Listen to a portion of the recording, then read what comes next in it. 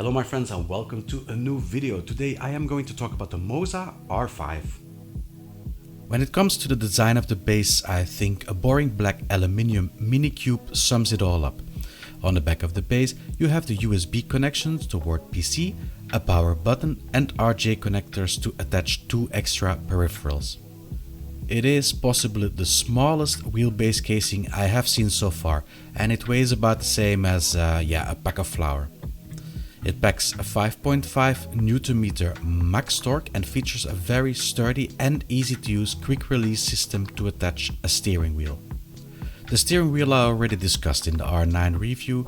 With 27 cm the D-shaped ES wheel looks and is very small, but the finishing of it is of high grade. Especially the leather upholstery, the quick release system and the general design give it a very premium feeling. The only thing that could have been improved was perhaps a mechanical switch for the looks of it or a rotary button to swiftly change ABS or traction control. To finish it off, MOZA implemented a subtle rev bar. The pedals are made completely out of steel. The standard included set for these bundles are the SRP Lite pedals. It features two pedals that use Hall sensors to measure the distance you press in the pedals. The pedal faces can move up and down, and the pedals can be moved independent over the length of the pedal base plate they are attached to. There is no rubber or other adaptation of the spring possible to make the brake more of a progressive one out of the box. Software is pretty good. If you look at the software, they did a lot of effort. They give you some presets already in it for the different games, and you have them performance and GT style and whatever. So they give you the presets, very nice. And for software, I think they are the best out there for sure. It is easy to use for both beginners with the presets, but it also takes into account more advanced users with the more specific adaptations in the advanced settings and force feedback effect equalizer tab. All is nicely separated and allows for an easy learning curve when it comes to the settings. The R5 is compatible with PC, and the games I use to test it are ACC and BeamNG. The preset features already gave me quite a good sensation when driving.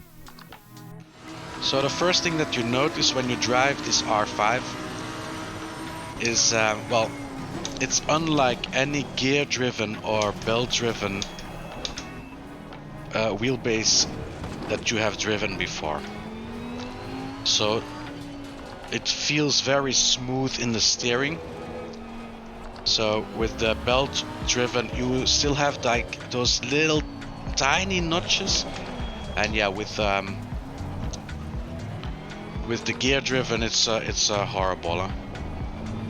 But here, so direct drive, the R5 doesn't have any notches. The sentiment when I drive it here on ACC is that I am driving my Renault in comfort mode, in super comfort mode. So it's very soft here, the steering. The problem I have with this base, and that is only because I tested some higher end bases than this. So I tested the R9 of MOZA 2, is that it doesn't feel so detailed. I don't have the feeling that I'm completely aware of what the car is doing.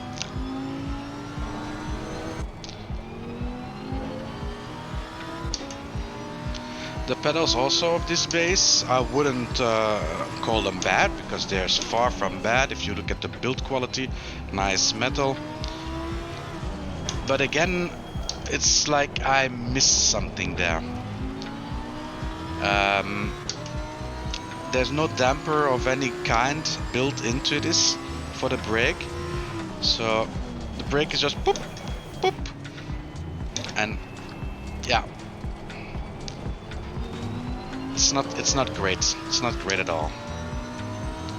Yeah. So I would say it's a bit disappointing. In ACC It's not made for. I personally think for this type of game, for this type of driving, you need a little more power. Little more power. Minimum the 8 Newton meter, 10 Newton meter. Yeah. But that I will see in a while when I test it in BeamNG. I think to drive this in with normal cars, I think it will perform a bit better.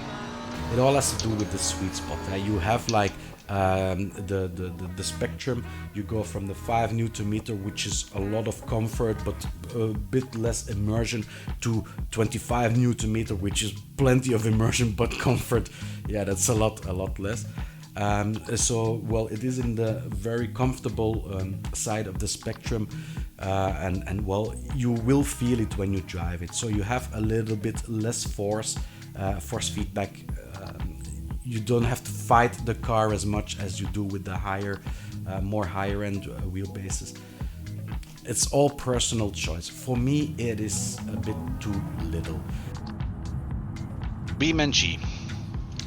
Driving with more normal cars than GT cars, and like I said, this game is much more suitable for the R5 than the than ACC.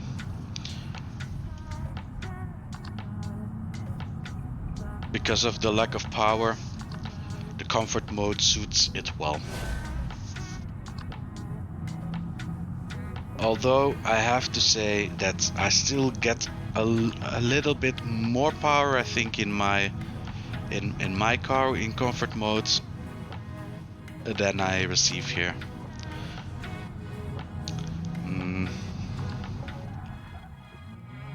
Braking is okay, you feel the detail. Different surfaces, you feel the detail. Boom, boom, boom, boom. But like I said, perfect wheel for kids to learn. I think also for drifters that this might be a good option. I don't think for drifting that you need that much power. I can be mistaken, of course, because I don't drift, but for what I read, it doesn't need enormous power. Yeah. A lot, and I said it also in my previous reviews, but a lot depends on the game you're playing and also the settings for this game. Because you can make the steering heavier, but then yeah, you lose more detail. You can make it come back faster to the center. You can change all these things to make it suit more to your driving style, and I'm sure that experienced drivers can give you plenty of pros and cons for this base, but for me it's just a few things. I feel that it is lacking a bit of the power, that it goes too much in the comfort instead of the real performance. The detail also, it's all very much alike. It's all very much alike.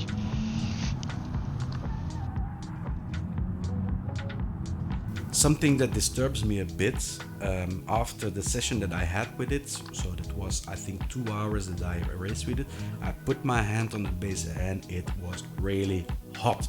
You could make an egg on it. So that's something. I know they have like this intelligent heat sensor thing in it, but they don't have any active cooling on it, so they just rely on the casing to dissipate the warmth.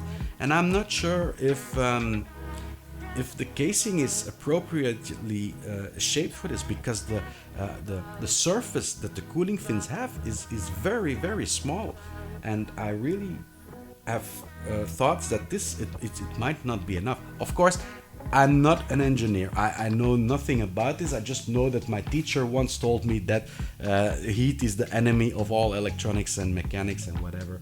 Well, mechanics not that much, but more electronics.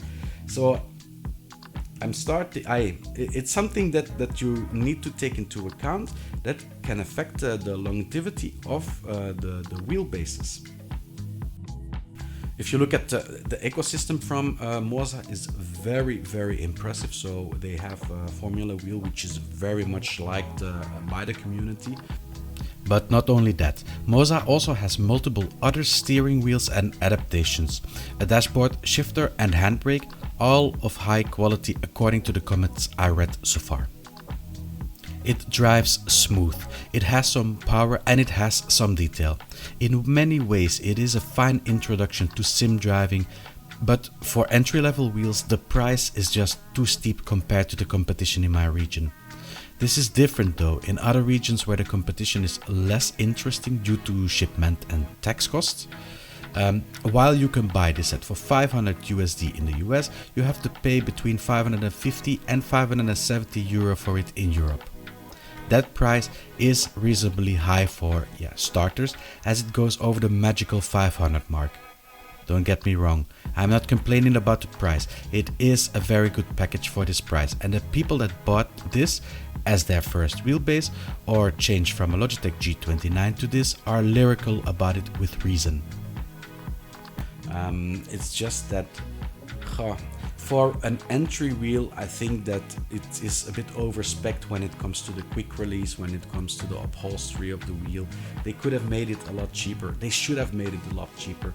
People that really get into sim racing, that are past the stage of it's a novelty and that really are going to drive on regular basis, they will normally shift towards a bit more high-end base, MOZA R9 or the Camus or the Fanatec 8 Nm.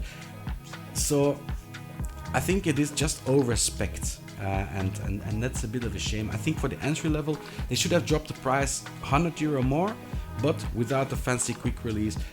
Put some nice rubber on the steering wheel. I mean, it would have been a lot better for me personally. Of course, when you buy this as an entry wheel, so the first wheel that you buy, it is fantastic. I mean, the direct drive, it is smooth, it has detail, it has some force, so it is really a nice set to have. Thank you all for watching. I hope you had something from this video. Leave a like if you did, subscribe if you want to see more videos, and I will see you all next video. Bye bye.